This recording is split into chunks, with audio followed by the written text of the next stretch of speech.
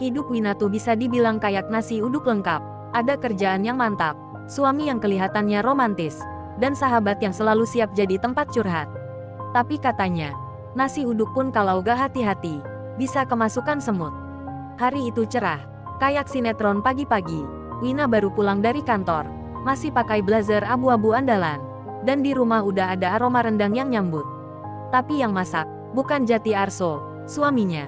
Yang masak itu Tiara, sepupunya yang akhir-akhir ini suka banget nginep-nginep lucu. Kak, lagi capek ya? Nih, aku masakin rendang, kata Tiara sambil senyum. Manis banget, sampai-sampai gula pasir pun insecure. Wina senyum juga, dalam hatinya. Baik banget si anak ini, kayak nggak punya kerjaan aja. Tapi ya sudahlah, mungkin emang lagi pengen deket sama keluarga. Jati keluar dari kamar dengan rambut rapi dan parfum khas yang biasanya cuma dipakai kalau mau ngantor.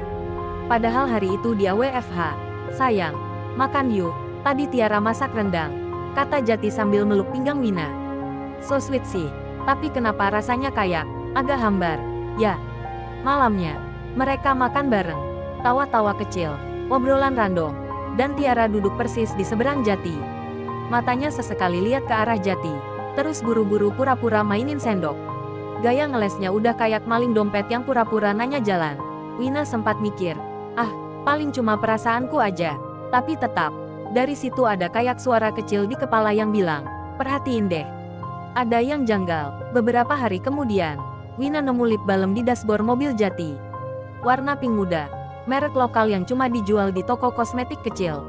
Bukan punya Wina, dan jelas bukan punya Jati juga, kecuali dia lagi iseng jadi beauty vlogger.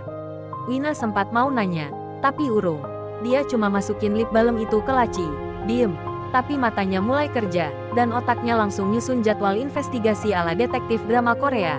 Dinda, sahabat Wina yang paling savage seplanet bumi, langsung nyeletuk, Tiara lagi sering ke rumah lo ya. Hati-hati, Win, sepupu mah bisa jadi pacar kalau dikasih celah. Wina cuma ketawa, duh, Din, jangan suzon lah, gue percaya Jatilah. Dinda ngedip, percaya itu bagus, tapi terlalu percaya, nah, itu jebakan Batman. Beberapa minggu kemudian, Tiara makin betah di rumah. Kadang katanya bantu-bantu beresin dapur, kadang katanya bantu Wina sortir baju buat prelovet. Tapi anehnya, baju-baju dalam Wina suka hilang satu-satu. Yang hilang tuh bukan yang bolong, tapi yang bagus-bagus. Puncaknya, Wina bangun tengah malam, mau ambil air di dapur. Pas jalan lewat ruang TV, dia lihat pantulan bayangan dua orang di jendela kaca. Satu tinggi, satu lebih kecil. Suara lirih, ketawa kecil, tapi saat dia nyalain lampu, sepi. Gak ada siapa-siapa, cuma TV yang masih nyala dan remote yang jatuh ke lantai. Keesokan paginya, Jati bilang remote jatuh karena dia ketiduran sambil nonton. Tiara juga bilang dia tidur cepat karena lagi pusing. Tapi ada satu hal yang gak bisa dibohongin, bekas lipstik samar di gelas kopi. Warna yang sama kayak lip balm misterius kemarin. Wina mulai nulis jurnal kecil, isinya semua hal aneh yang dia lihat. Jam-jam kepergian Tiara, gelagat Jati yang makin kalem tapi kayak berusaha banget gak ketahuan. Kadang-kadang, justru cowok yang paling tenang itu yang paling niat ngebohong. Satu malam, Wina pura-pura pergi meeting keluar kota, tapi dia balik lagi jam 10 malam diam-diam. Mobilnya diparkir 2 rumah dari rumah sendiri. Dia jalan pelan, masuk lewat pintu dapur. Kunci cadangan masih ada di bawah pot. Seperti biasa, dia dengar suara di kamar tamu. Bukan suara orang tidur, tapi suara gumaman dan tawa kecil. Kayak 2 orang lagi ngobrol deket banget. Gak kayak sepupu dan kakak ipar. Dek, jantung Wina rasanya kayak dipukul palu godam. Tapi dia gak masuk, dia cuma duduk di tangga. Diam, abis itu, dia pergi lagi. Nginap di tempat Dinda sambil bilang rumahnya mati listrik. Besoknya, dia tetap senyum kayak biasa. Tiara ngasih sarapan. Jati nyium kening. Tapi di kepala Wina udah muter rencana A sampai Z. Dia mulai pasang kamera kecil di ruang TV dan dapur.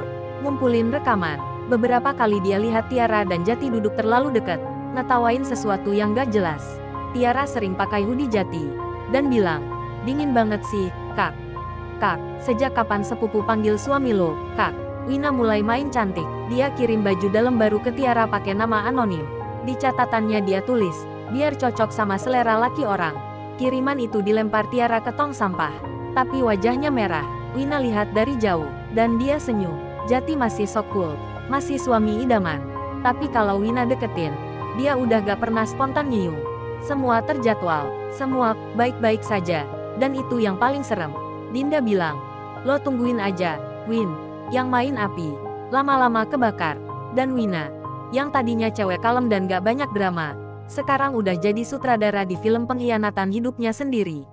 Dia cuma nunggu momen, buat buka semua fakta, biar dua manusia itu tahu, yang lo hianatin, bukan cewek lemah. Yang lo hianatin, itu orang yang lagi nulis cerita buat ngubur lo pelan-pelan, tapi pasti.